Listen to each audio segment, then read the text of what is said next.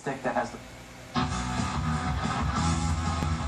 So Yahoo News, which is news for Yahoos, reports that there have been 74 school shootings since Sandy Hook, a statistic that has the luxury of being unburdened by fact. As Charles C. Johnson points out, some of these shootings didn't occur on campuses, and fewer than 7 were listed as were mass shootings, and 1 probably didn't exist. The 74 lie comes from Michael Bloomberg's anti-gun group, which got there by counting all sorts of stuff. CNN took it apart, concluding there were 15, not 74, of these shootings. Now, before you say 15 is still too much, if that's true, then why exaggerate? By inflating statistics, you magnify the distrust already present in a public who sense your fibs are leading to force. Distorting tragedy to push for sweeping reform prevents real progress in stopping madmen. Here are some facts. Crime's been dropping for decades. Mass shootings haven't gone up. What you can glean from recent shootings, however, is one root cause: us. The copycat killers of recent times were obsessed with prior fiends. Sandy Hook with the Norway guy, others with Columbine. The desire for infamy, the same as fame in our sad culture, is handed out like free cheese from a mindless media who fail to see the connection. I do. Remember this cover? He was the bomb. And yet we're shamed by our president, who says we have to do some soul searching. He's arrogantly wrong. But how is that news? So the thing that I don't get, Dana, is why lie? If there are, I mean, do the lies... 15 sounds like a lot. Yeah. It shows that they have little faith, maybe, in their argument, as John Locke has pointed out. Well, exaggeration can be a boomerang. Yeah. So it's come back to haunt them. But, yesterday I was on the road traveling, and I heard this statistic repeated 3 times. Yeah, it's amazing. It shows, Eric, the laziness of the media, that misinformation like this.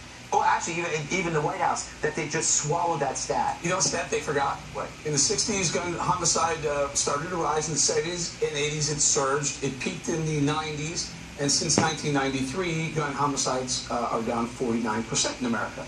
I believe since 1993 as well, gun laws have become more and more stringent in America. So why do they continue to point out shootings, mass shootings, when the real number that matters is homicides per 100,000 human beings in any given municipality, and that's been on the fall in all places, with the exception of places like Chicago and other places where it's the most difficult to get your hands on. It's a little bit of apples and oranges. Here's the problem with this 74 number.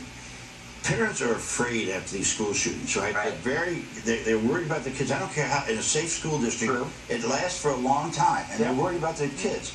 The idea of saying there's 74 of these going on, which is a lot. I mean, 15 is a lot, but 74, if you're a parent sitting there and you listen to this thing, you're going to believe it, right? And you say, God, that means there must be an epidemic of these things. Yeah. And I think all it does is prove to scare parents all over the country. And number one. Number two, this figure, one of the reasons that I hear what you're saying here, but let's remember that there have been a whole lot of generation of guys put away in jail who were using guns. So, I mean, it's not making it any better.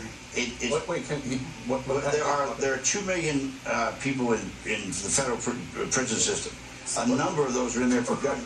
That's why gun violence is going down. Yes. No new criminals. No. There's a lot of them locked up. Bad guys. Well, there's other. Strikes law. Let me get Andrea in because we got to move on. John Locke looked at the stats and he found that stuff they included were like parking lot shootings late at night, gang-style turf wars, suicides, 40% were suicides, and self-defense. Any incident where shots were filed, they put under this. Why are they being so disingenuous? Well, Bob brings up fear, and that's the goal, because if you can scare people, then you can co-opt them to do legislative things that benefit ideologically what they want you to do, which is shut down guns in this country. But it's interesting that they cobbled some facts together from the crime statistics. Yeah. Eric brings up Chicago. Okay, here's a number in the 70s. They say 74, right? And 15 is a lot for school shootings. And let me just say, they're horrible and they shouldn't happen. However, 73 shootings this week alone, Greg, in Chicago. To date, 686. To date, this year alone in Chicago. New York, 34 this week. This is the lead gun violence story in America that the media doesn't want to tell. Yeah. They have become literal shooting ranges, these cities, and the media would rather not tell that story, but then when it's convenient, take some of those statistics to make their statistic and package it as a school shooting to scare parents so they can have their gun laws. In fairness to these things, these are drug wars that are going on in Chicago particularly, and that's... and so that is not worth reporting? We got to go, guys. Oh, I didn't say that. I'm just saying that we have to keep the concentration where it is. We got stuff coming up.